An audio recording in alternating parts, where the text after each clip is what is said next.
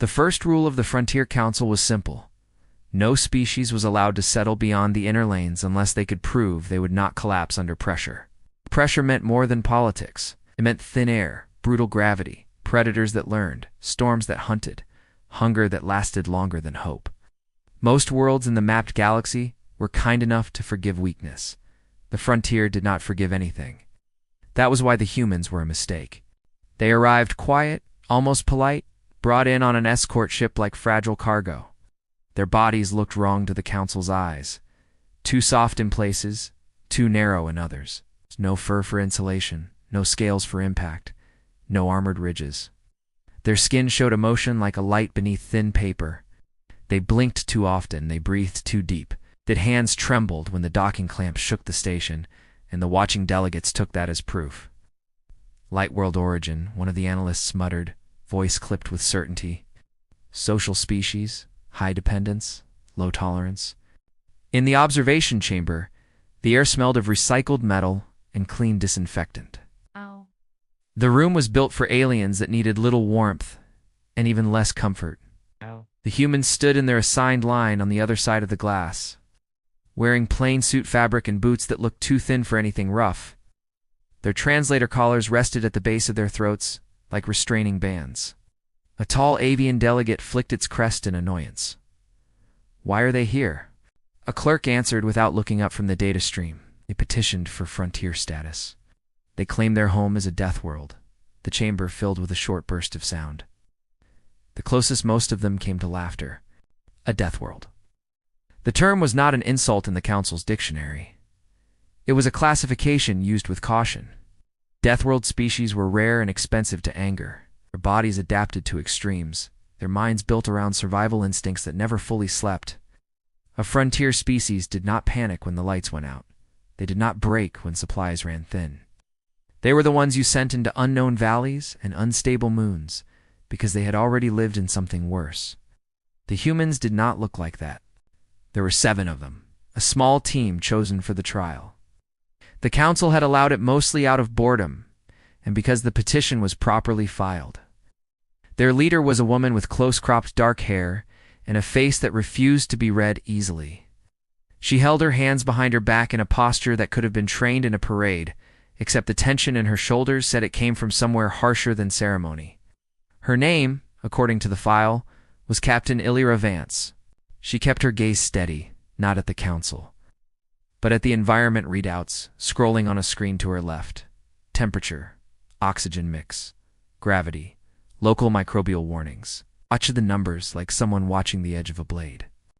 Beside her stood a man with a shaved head and quiet eyes, broad in the chest, carrying himself like a person used to lifting weight in bad conditions.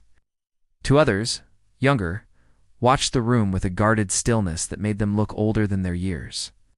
The last 3 were in support roles, but even they stood in a way that suggested they were ready to move. On the Council side, a pale-bodied delegate from a low-gravity water world leaned closer to the glass. Its limbs were long and delicate, joints bending too far, flesh used to floating rather than standing. It studied the humans like an animal in a cage, curious and faintly disgusted. "You are from a death world," it said through the translator, voice soft as damp cloth. "State your proof." Captain Vance did not raise her voice. She did not plead. "Earth," she said. "3rd planet. 1.0 standard gravity, high storm activity, high microbial diversity, high predator competition, high tectonic instability. Our species evolved in open air with constant threat." A different delegate, plated and heavy, clicked its mandibles. "Many claim threat, most mean discomfort." Vance held the stare. "On Earth, discomfort kills you if you pretend it is not there." The analyst pulled up images likely meant to embarrass. Views of humans in bright city lights, smooth floors, soft clothing, scenes of laughter around tables. The delegates watched those images and saw proof of weakness because they had never understood what humans did with peace. They assumed peace was the natural state. For humans, peace was something built and defended, like a shelter against weather. Then the analyst brought up Earth's wild places. Icy peaks, dust storms, dense forests with eyes in the dark, deep ocean trenches. The delegates shifted, but they still did not believe. Pictures were easy to fake. Statistics were easy to interpret incorrectly. "You will undergo the standard frontier test," the clerk said. "You will be placed on an unclaimed world. You will survive 7 local days. You will retrieve a beacon core from a marked location and return it to the drop zone. No outside assistance. Minimal tools. A normal species trained for frontier certification would bring a squad and a dozen machines. The humans had 7 bodies and a small pack each. Their tools list looked laughable. Cutting devices, basic medkits, fire starters, a short-range scanner, water purification tabs, thin emergency blankets, no heavy armor, no drones, no automated sentries. The council read that list and relaxed. The test would be quick. It would end with a clean report. Humans rejected. A bureaucratic footnote. Another soft species spared from a frontier death it could not understand. The dropship took them out beyond the inner lanes, past the mapped trade routes, into a region where star charts were less certain. Through the viewports, the humans watched the galaxy with a kind of quiet hunger, as if even this cold spread of stars looked like a chance. The world they were assigned was called Corvel by the survey teams, a simple label with no poetry. It was classified as habitable with warnings. Oh, that phrase always meant blood. When the ship broke into orbit, the first thing the humans saw was cloud cover in violent motion. The planet below was a dark sphere wrapped in storms that crawled like living things. Lightning stitched the atmosphere in bright scars. There were continents, but they were half hidden beneath shifting gray and black. There were oceans, but the waves could be seen from orbit, lines of foam under roiling skies. The gravity reading came in. 1.3 standard. The avian delegate on the escort ship flicked its crest again, this time uneasy. Most council species operated at 0.7 to 1.1. At 1.3, joints wore faster. Hearts worked harder. Mistakes became heavier. The air composition was next. Breathable, technically, but thick with spores, pollen-like particulates, and trace chemicals from plant life that did not care if visiting lungs liked them. Microbial hazard, unknown. Predator activity, high. Cycle, long. Captain Vance looked at the data and nodded once. "All right," she said, as if someone had confirmed the weather. Her second, the broad man, checked his pack straps. "Feels like home," he said.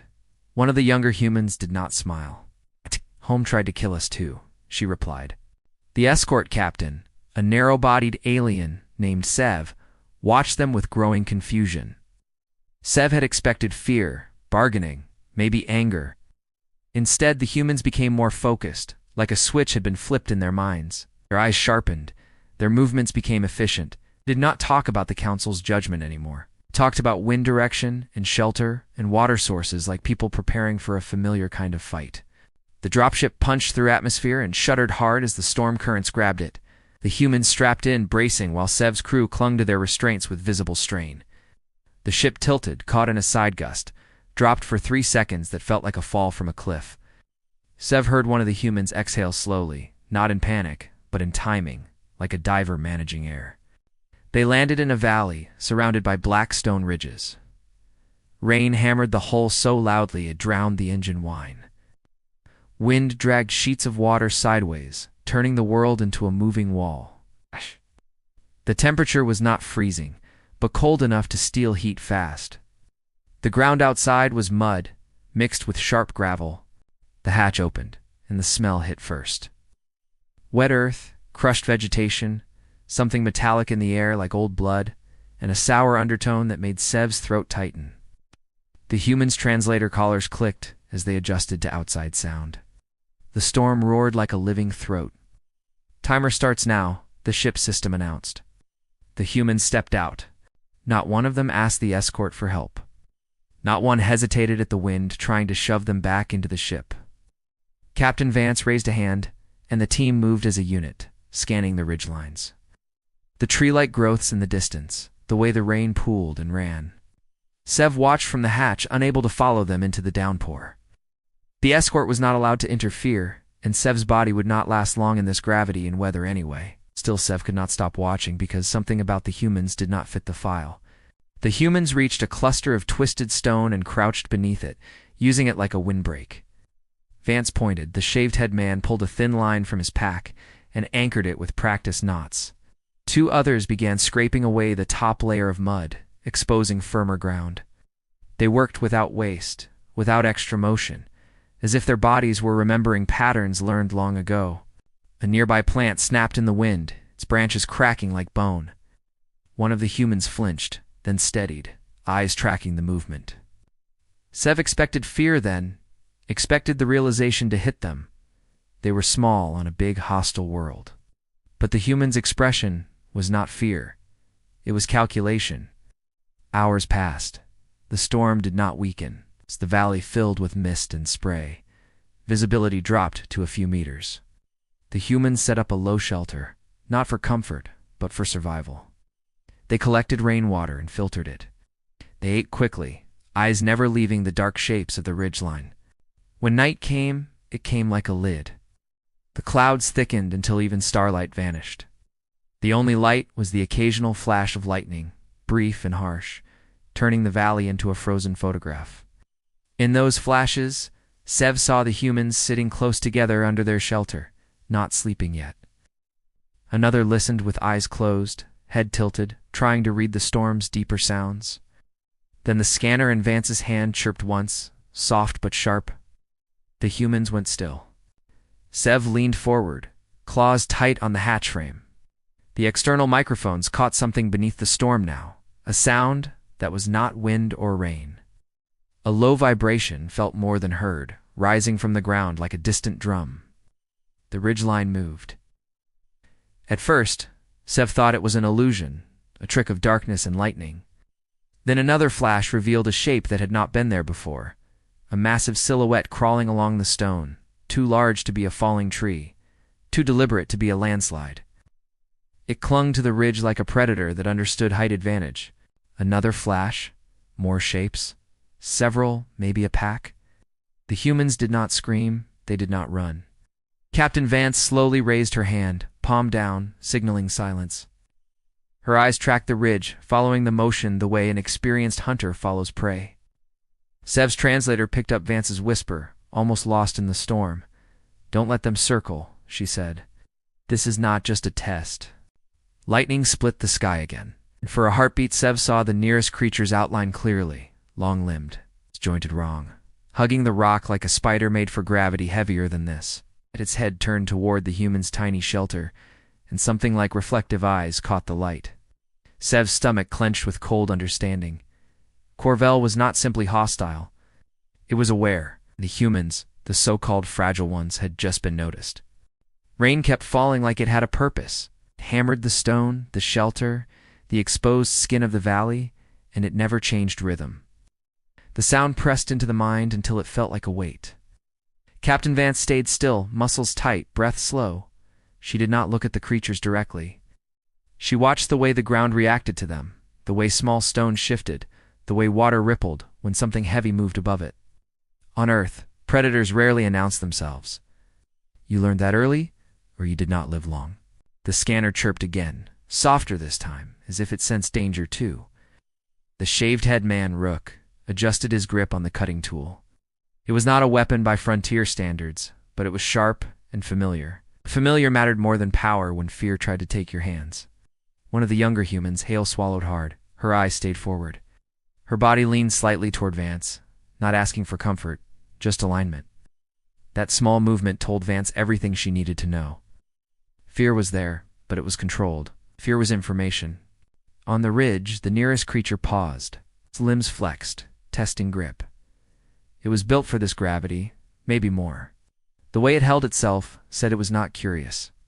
It was deciding. Sev watched through the external feed, heart racing too fast for its own good. The escort captain had studied dozens of species, seen frontier tests end badly, but never like this. Most candidates panicked early. They ran. They burned energy and made noise.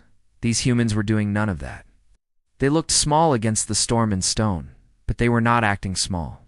Sev remembered the briefing on humans, the neat lines of text: adaptive omnivores, high social bonding, moderate intelligence, emotional volatility. The file had marked them as cooperative, not dominant.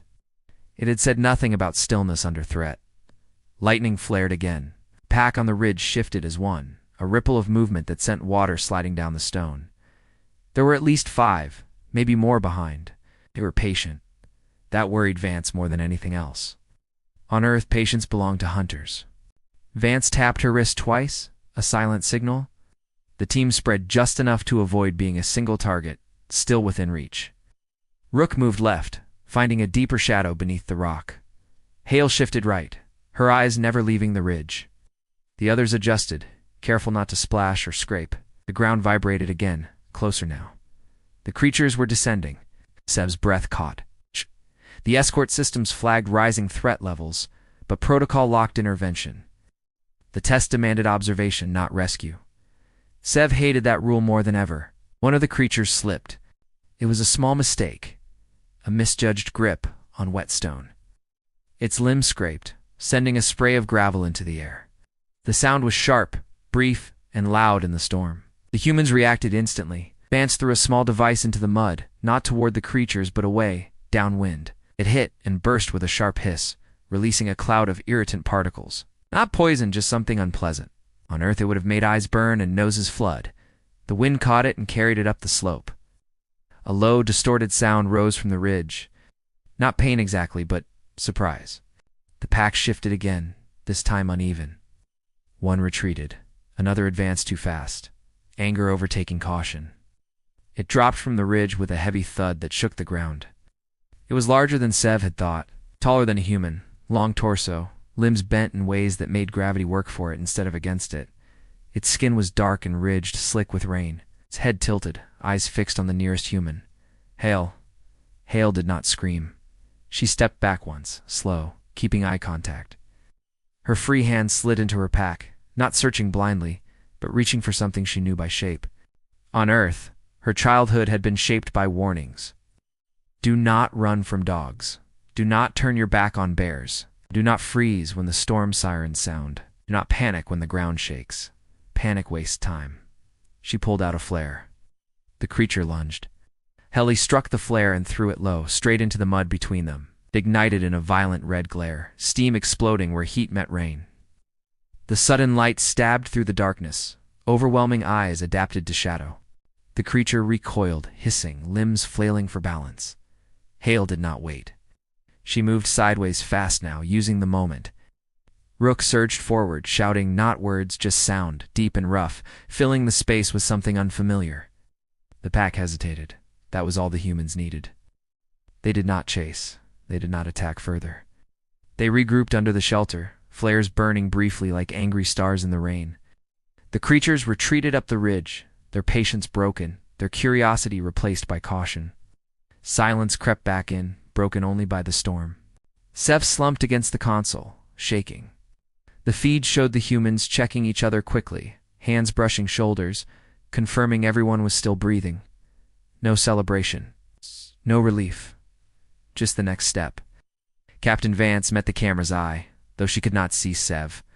Her face was calm, but her eyes were bright with something deeper, not pride, not fear, memory. Because this was not new to her. Earth had taught humanity early that survival was not about winning every fight. It was about lasting longer than the danger. It was about knowing when to stand and when to move. Earth had never been gentle. Gravity pulled hard, weather shifted without mercy. The ground itself cracked and burned and drowned cities that forgot to respect it. Human history was a long record of adaptation written in scars. Long before spaceflight, humans had crossed frozen land bridges with children on their backs. Hunted animals that could kill them with one mistake, learned to read clouds and soil and silence. They had survived plagues that wiped out millions, wars that shattered continents, disasters that rewrote maps. Every time, those who lived were not the strongest or the smartest, but the ones who adjusted fastest. Alien science measured muscle density and bone strength. It did not measure stubbornness. As the storm dragged on, the humans moved again. They could not stay in one place. That lesson was old. Predators returned to successful hunting grounds. Vance signaled a relocation, short and sharp. They packed fast. Flares extinguished, shelter dismantled. Nothing left that could be tracked easily. They moved into the valley proper, toward denser growth where visibility was worse, but cover was better. Sev watched them disappear into shadow and rain, feeling something cold settle in its core. If the council had known what it was doing, it would have stopped the test. Not because the humans were weak, but because Corvel had just been introduced to something dangerous in a way no one had planned. The night dragged. The storm slowly weakened, rain easing into a steady fall. The clouds thinned enough for faint starlight to bleed through. In that dim gray world, the humans advanced carefully, scanning, listening. They found signs quickly, tracks in the mud, not just from the pack, but from other things. Smaller predators, something with claws, something that burrowed. Earth instincts whispered warnings in their bones. Hall crouched by a print, touching the edge lightly. Fresh, she murmured. Rook nodded. Everything here eats everything else. Vance looked at the canopy above, at the way branches twisted together, blocking the sky. Just like home, she said quietly. But home had also taught them something else. Humans were not just survivors. They were observers. They learned patterns. They learned weaknesses. As dawn crept in, pale and sickly, the humans reached higher ground overlooking the beacon location. It was a narrow ravine, steep-sided, water rushing through it in violent pulses. The beacon core glowed faintly on the far side, half buried in rock. Between them and it, movement flickered. Not the same pack. These were smaller, faster, darting between stones. Dozens of eyes reflected the weak light. They watched from every angle, waiting. Vance felt a chill that had nothing to do with temperature. Earth predators hunted in packs, but this felt different, coordinated in layers. Pressure from all sides. A system. The scanner screamed this time, too late to be polite. Hal tightened her grip. Rook set his feet wider, adjusting to the pull of gravity. The others spread, silent, ready. Sev stared at the feed, realization finally breaking through fear. These humans were not fragile. They were being tested by a world that had never met them before, and instead of breaking, they were learning it.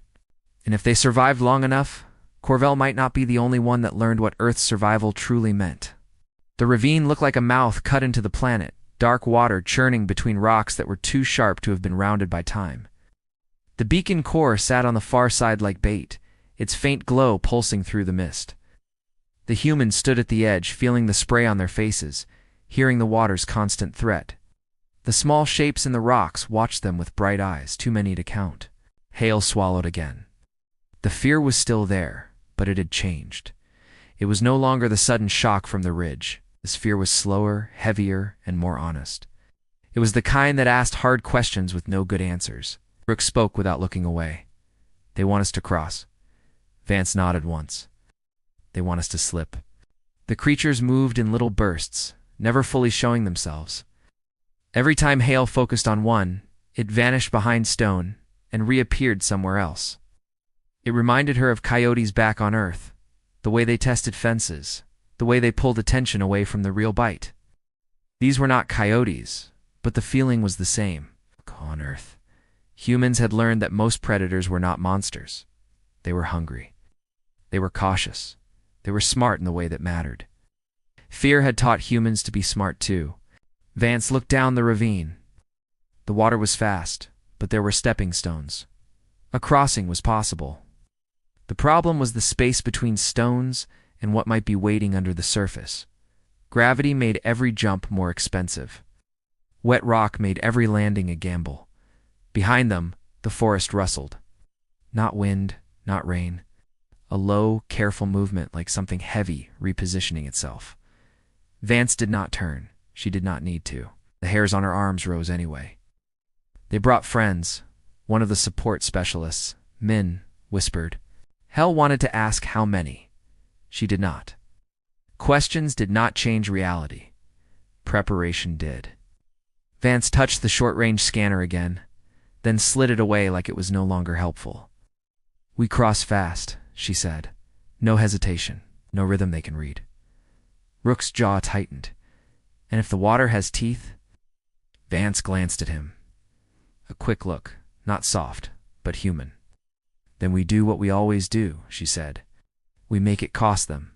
It was not bravery the way aliens imagined it. It was a decision made in a long line of decisions. Humans did not always feel fearless. They simply moved while fear walked beside them. Hale went first, because she was light and fast. She stepped onto the first stone, boots gripping, knees bent, arms out. The water snarled below, white foam flashing. She jumped the gap, landed, felt the rock shift slightly, and adjusted before panic could steal her balance. Another jump, another landing. The creatures in the rock shifted with her. Her eyes followed, tracking her path. One darted closer, claws scraping, testing distance. Hale's hand tightened around a small canister. Not a weapon meant to kill, just deterrence. Light and heat and noise. Earth tools for Earth instincts. She made the next jump and did not look down. Behind her, Rook moved. He was heavier, and the stones took his weight with a wet complaint.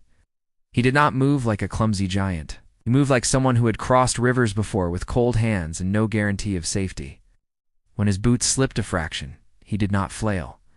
He dropped his center, absorbed it, and kept moving. Min and the others followed in a staggered pattern, not a line. Vance stayed last, watching the forest behind them. Watching for the moment the world decided to close its jaws.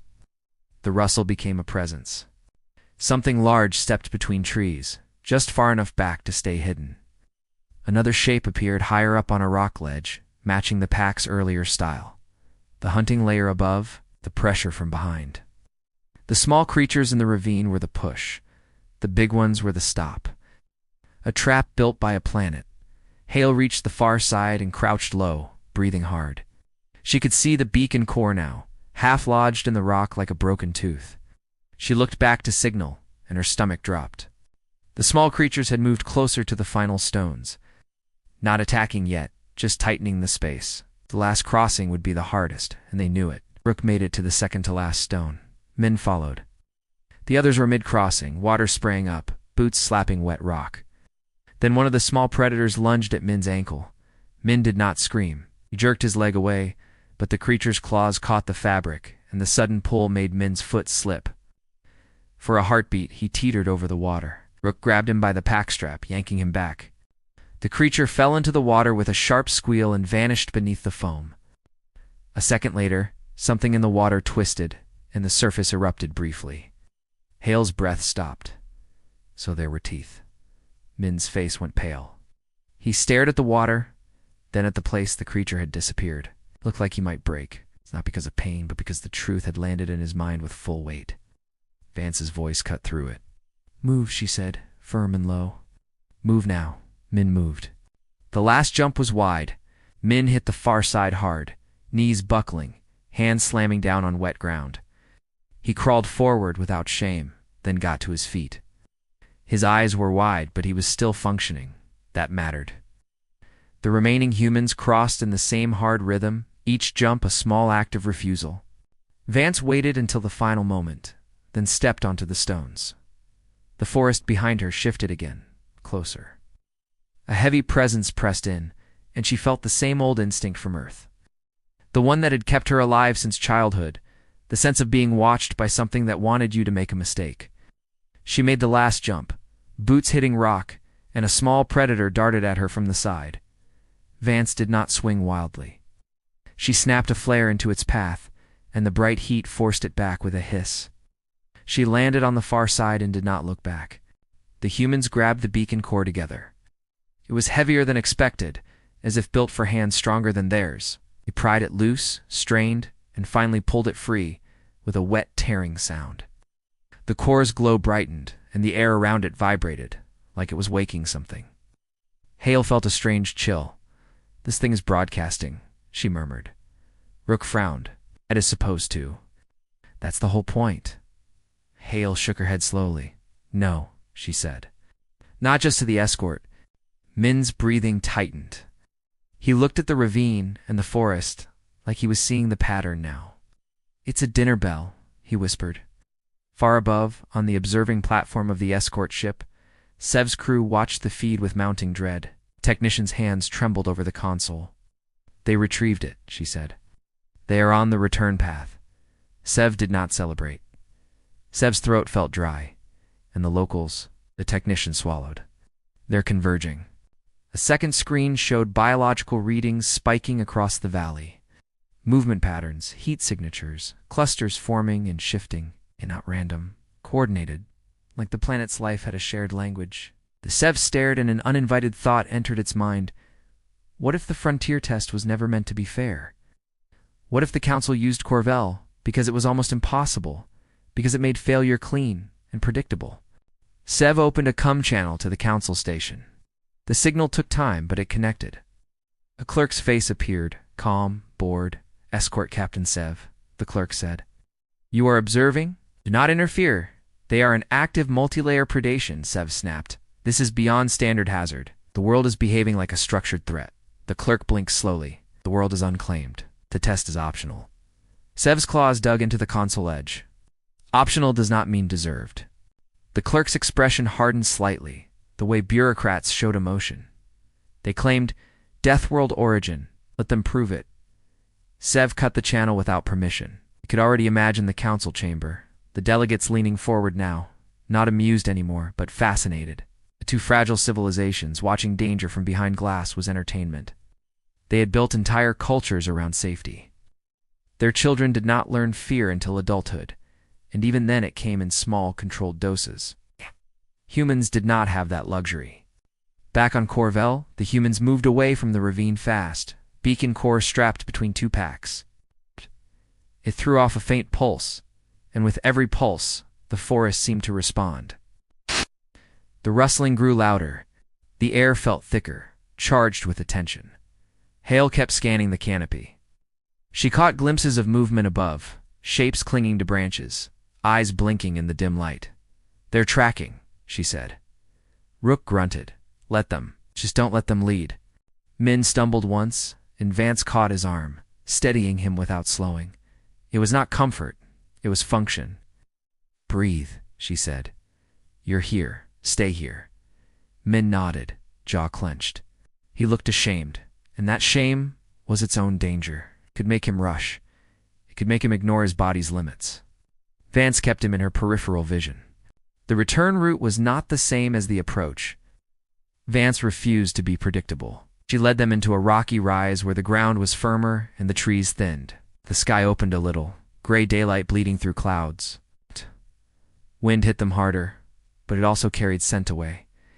It made tracking harder. Earth had taught them that too. Above them, the ridge pack reappeared. Not the same individuals, Vance realized, or maybe it was. It was hard to tell, but the formation was familiar. High ground. Silent, waiting pressure. Hale felt anger spark, quick and hot. Not rage, but the bitter irritation of being hunted like prey. She remembered the first time she had seen a shark documentary as a child, how the camera followed the predator, how the narrator spoke with awe. Hale had felt a small hate then, not for the animal, for the idea that humans were always the fragile ones in someone else's story. Now she understood something uncomfortable. On others, they would become something else. A new sound rolled across the rocks. Not the storm, not the water. A deep call, like a horn, low enough to be felt in the chest. The trees shook. Birds, if they were birds, burst from branches in a panicked scatter. Rook's face tightened. "That's bigger," he said. Vance looked ahead and saw the ground dip into a wide basin filled with tall, grass-like growth. The drop zone beacon would be beyond it. The basin was the fastest path and the most dangerous. Long sight lines for predators. Poor cover for humans. Mud underfoot. Hale wanted to go around. It would take longer, but it would feel safer. Vance did not choose safer. She chose survivable. "We go through," Vance said. "If we skirt it, they'll hurt us back." Min's voice shook. "How do you know?" Vance's eyes stayed on the basin, and in them was a reflection of Earth's endless lessons. "Because that's what hunters do," she said. "And because we have seen this before, just wearing different skin." Up in orbit, the council chamber filled with new arrivals. Delegates who had heard rumors came to watch. The fragile ones clustered together, whispering. Some were excited, some were scared, and they did not like the feeling. An elderly civilian observer, a soft-bodied alien who had lived their whole life inside climate-controlled domes, watched the humans on the screen and felt a strange discomfort. The humans were not beautiful in a graceful way. They were too raw, too direct. Their eyes moved like knives searching for openings. Their teamwork was quiet and efficient, not celebratory. It made the observer think of emergency drills, of alarms, of unpleasant truths. "What are they?" the observer murmured. A younger alien beside them answered, voice tight. "Frontier species, apparently." The older ones shook their heads slowly. "No," they said. "A frontier species is trained. Those humans look like they were made." In the basin on Corvell, the tall grass shifted, bending in patterns that did not match the wind. The deep call sounded again, closer now. The humans stepped forward anyway, because stopping was death too. Lee tightened her grip on her small canister. Rook adjusted the beacon core's straps. Min forced his breathing steady. Vance led them into the grass, and the stalks closed around their legs like hands. Somewhere ahead, something large moved, hidden by the swaying growth. The beacon core pulsed again, brighter, and the world answered with a low vibration that traveled up through the human's bones. Hale looked at Vance's back and felt a sudden, chilling thought. If this planet was learning them, then every step they took was teaching it what humans did when cornered. And humans, when cornered, were rarely what anyone expected. The grass closed behind them, tall and heavy, brushing their shoulders and faces like something alive. Each step made a soft, tearing sound as stalks bent and sprang back. The basin smelled different than the forest and rock, sharp and sweet at the same time, thick enough to coat the tongue. Hale felt sweat run down her spine despite the cool air.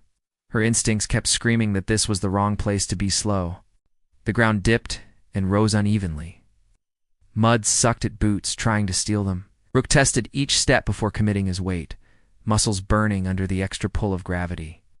The beacon core pulsed against his side, a steady rhythm that felt far too loud even though it made no sound. With every pulse, the grass seemed to lean, as if listening. Behind them, something large moved. Not charging, not yet. Just pacing, staying parallel. Vance could feel it without turning. On Earth, she had once hiked through mountain brush and known a big cat was shadowing her. Not from sight or sound, but from the way the world held its breath. This felt the same, only heavier, more patient. "Keep spacing," she said quietly. "No bunching." Min nodded, jaw clenched, so tight his teeth hurt. He focused on Rook's back, using it as an anchor. Panic wanted to rush him, to tell him to sprint until his lungs burned out.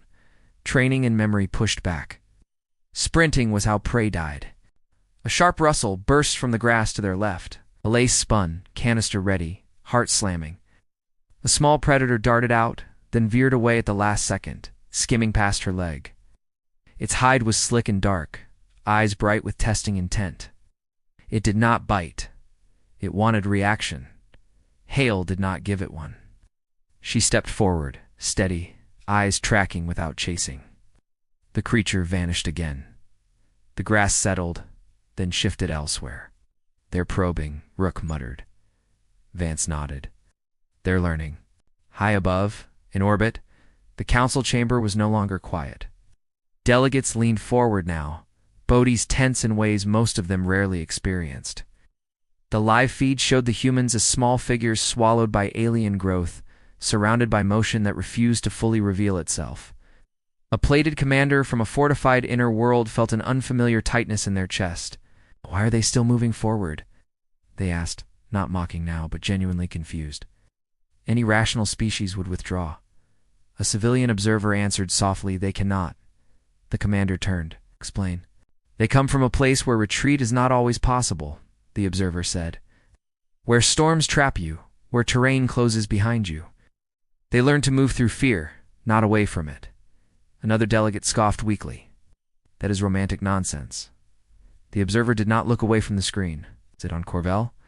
The deep call sounded again, closer now, vibrating through the basin. The grass trembled. Something tall moved ahead, its outline briefly visible as stalks bent aside.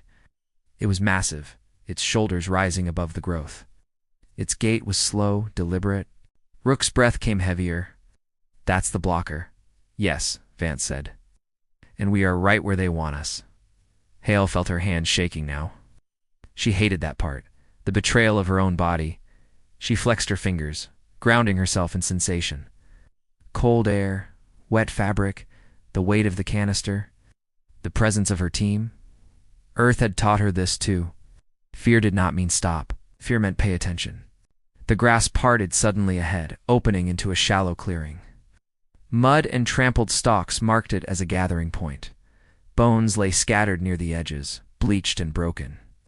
Hale's stomach tightened. "Kill zone," Min whispered. "Yes," Vance said. "And the fastest path through." The deep call rolled again, answered this time by higher, sharper sounds from multiple directions. The small predators were closing in faster now, their patience spent. The big one ahead stepped fully into view. It was enormous, taller than any human, its body supported by thick limbs that sank slightly into the mud. Its hide was ridged and scarred, eyes set forward, intelligent and cold. It did not roar, it watched.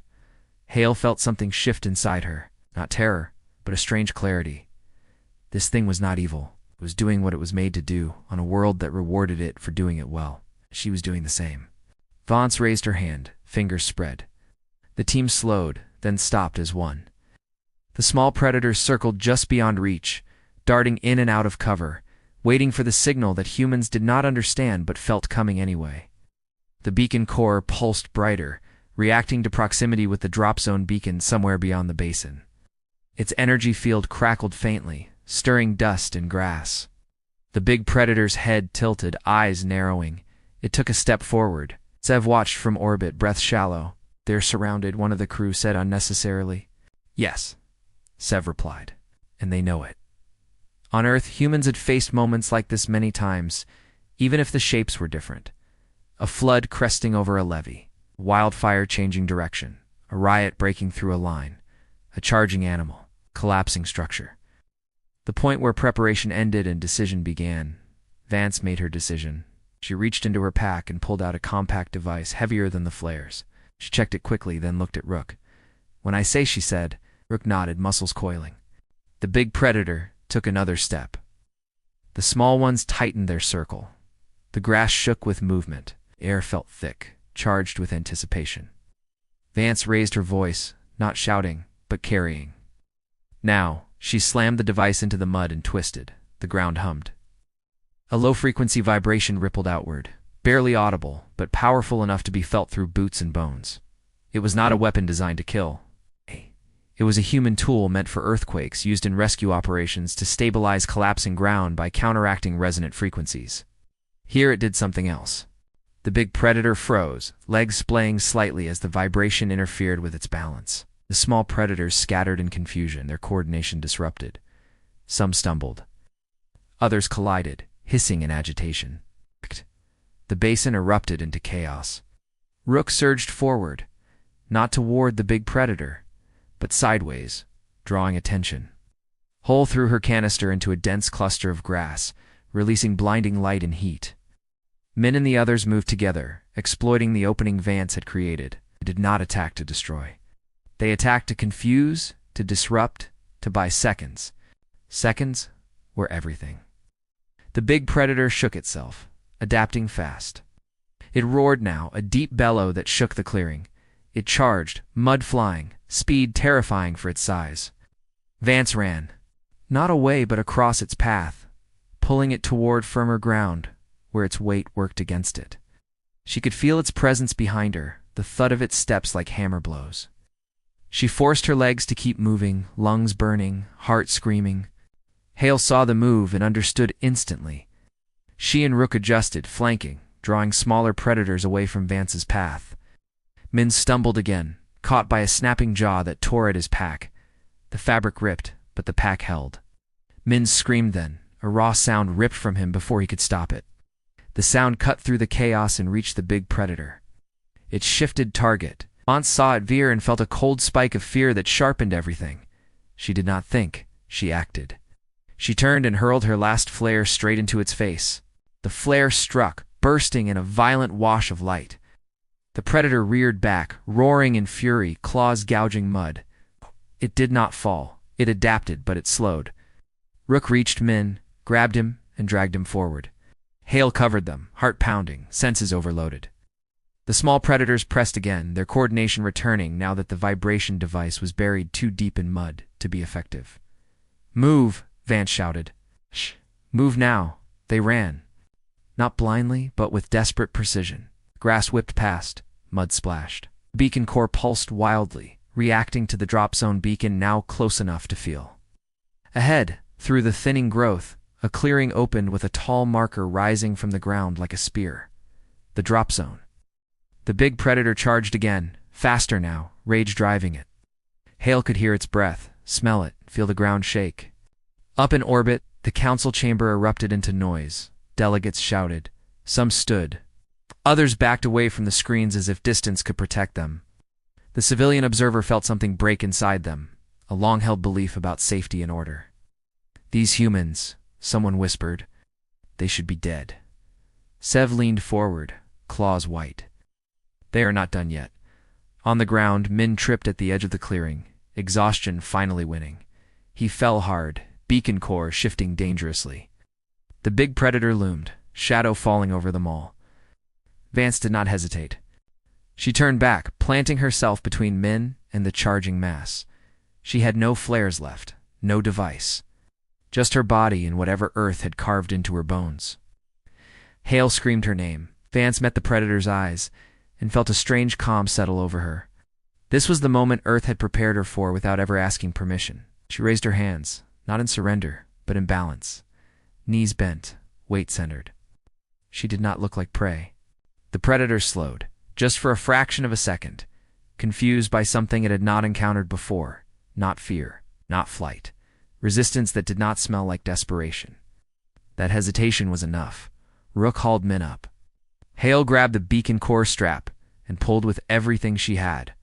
The core slid free, then locked into the drop zone cradle with a heavy metallic click. A pulse of energy exploded outward, not destructive, but overwhelming. The air vibrated, the ground thrummed. The beacon screamed its signal into orbit. The predator recoiled, stunned by the sudden surge. The small ones scattered, shrieking. The clearing filled with light and noise and the smell of scorched earth. Vance stumbled back, heart pounding, nearly collapsing as Hale caught her. Oh. They did not celebrate. They did not speak. They just held each other upright, eyes scanning, waiting for the next wave. Above them, the sky seemed to press closer, clouds swirling as if drawn to the beacon's call. Somewhere beyond the ridge, more shapes moved, larger, curious. In orbit, Sev's console blared alerts as the beacon signal locked on. Extraction protocols spun up, alarms flashing. The council chamber went silent, not because the danger had passed, but because something fundamental had shifted. The humans had not just survived. They had forced a Deathworld to pause and consider them. As the extraction window opened and the ground beneath the humans vibrated with incoming engines, the big predator stood at the edge of the clearing, watching. Not charging, watching. And in that stillness, fear spread through the observers who understood at last. Because the humans were not merely enduring Corvell, they were teaching it what it meant to face a species born where survival was not a trial but a daily truth. And whatever came next, for the humans or for the galaxy, would not be gentle. The extraction ship broke through the clouds like a wound opening in the sky. Wind tore across the clearing, flattening the grass and driving dust and rain in violent spirals. The drop zone beacon burned bright, its signal steady now, undeniable. The ground shook under the ship's descent, and for a brief moment everything else fell back, as if the planet itself was deciding whether to contest this intrusion. The big predator stood at the edge of the clearing, muscles tense, eyes locked on the humans. Smaller shapes hovered farther back. Uncertain, the surge of sound and force from the ship pressed them down, disrupted their balance, and scattered their formation. Vance did not look away from the predator until the ship's landing struts slammed into the mud.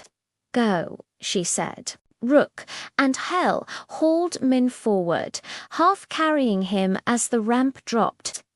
The escort crew moved fast, disciplined but shaken, pulling the humans inside. Vance backed toward the ramp last, never turning her back. The Predator took one step forward, then stopped again, head tilted, studying her like a problem it could not immediately solve. Then the ramp lifted. The ship rose hard, engines screaming as gravity fought to pull it back. Mud and debris blasted outward. The clearing shrank beneath them. The Predator's shape became smaller, then vanished beneath the bending grass. Only when the clouds swallowed the world did Vance finally sit down. The ship's interior felt unreal after Corvell's stable floor. Controlled air, soft light. Hale leaned against a bulkhead, hands shaking now that she no longer had to move. Rook dropped beside Min, checking him quickly, voice low and steady.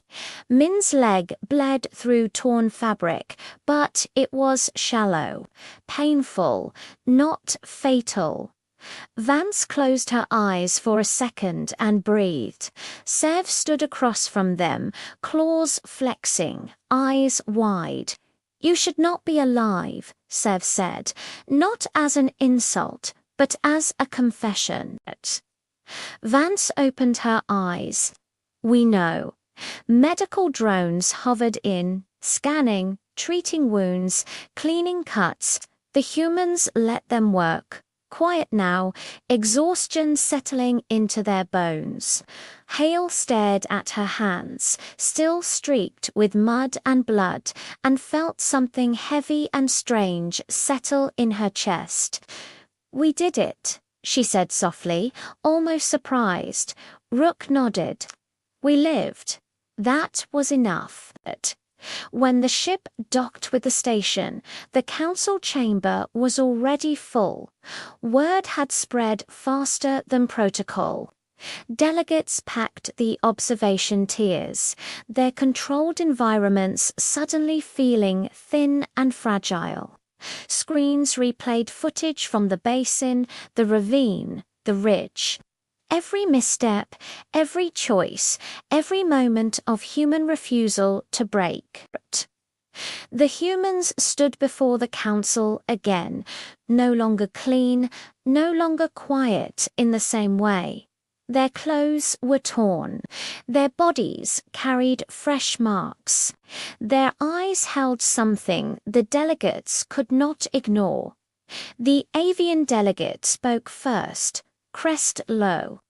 "The trial is concluded," it said. "By all recorded metrics, the human team has survived." A murmur rippled through the chamber.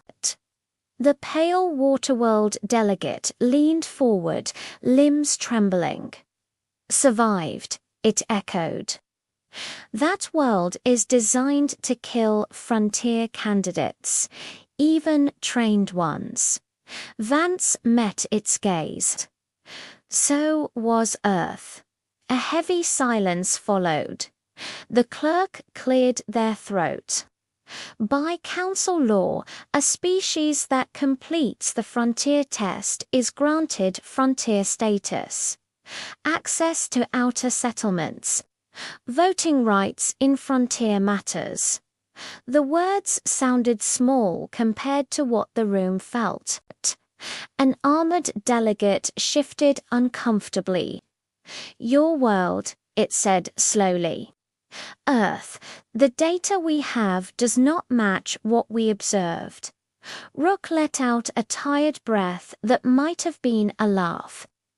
"That's because you measured us when we were resting," he said, "not when we were surviving." The civilian observer stood, something unusual and risky in that chamber. "You thought them fragile," they said, voice shaking but clear, "because you mistook peace for weakness." They turned to the humans. "What does it cost," they asked quietly, "to come from a world like yours?" Hale answered before Vance could.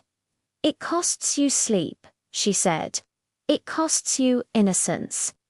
You learn early that the world does not care if you are ready. You learn to prepare anyway." Min shifted, wincing as he stood straighter. "It costs people," he added. "We lose friends, families, cities, sometimes whole generations. But we keep going because stopping never made the world kinder." Vance looked around the chamber at the frightened faces, the calculating ones, the few that held awe instead of fear. "Earth is not cruel because it wants to be," she said. "It is dangerous because it is alive, and we grew up inside that truth." Sev stepped forward then, breaking protocol fully. "The Council uses Deathworlds as filters," Sev said. "You send the unready to fail quietly. You did not expect the test to change you." The avian delegate bristled. "Order must be maintained. Order built on ignorance breaks," Sev replied. "I watched them learn a world while it tried to kill them. I watched them adapt faster than your simulations predicted. If you call that fragile, then your definition is broken." Silence followed, deeper than before. The council voted. The result was unanimous, not because all agreed, but because none dared to oppose what had just been proven.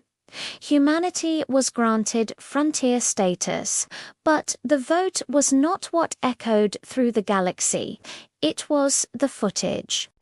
Across civilized worlds, citizens watched humans wade through alien storms, cross predator-filled ravines, stand their ground against creatures larger than nightmares.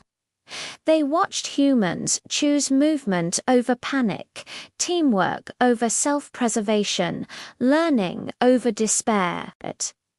Parents on soft worlds felt something twist inside them as they watched human children in old recordings run through rain and dust. Scrape knees, get back up. Soldiers on fortified planets watched human teams with minimal gear and realized with quiet dread that technology was not the same as resilience. Frontier commanders began rewriting training manuals. On Corvell, long after the ship had gone, the big predator returned to the clearing. It moved slowly, cautiously now. The beacon structure remained, humming faintly, a scar and a marker. The predator circled it, sniffed the air, then backed away. The planet did not forget. Neither did the humans. Back on Earth, the footage played in small homes and crowded rooms. People watched with clenched hands and held breaths, not because they were surprised, but because they recognized it. Floods, fires, storms, long nights. They saw themselves in the way Vance stood her ground, in the way Hell moved through fear, in the way Rook carried weight without complaint. They saw the cost written plainly. Vance returned home weeks later. The air felt lighter, gravity familiar. She stood on open ground under a wide sky and felt the old tension ease. Just a little. Earth was loud with life unpredictable, dangerous in its own ways. She smiled, because she understood now what the galaxy had learned too late. Humans were not strong because they wanted to be feared. They were strong because their world had never given them a choice.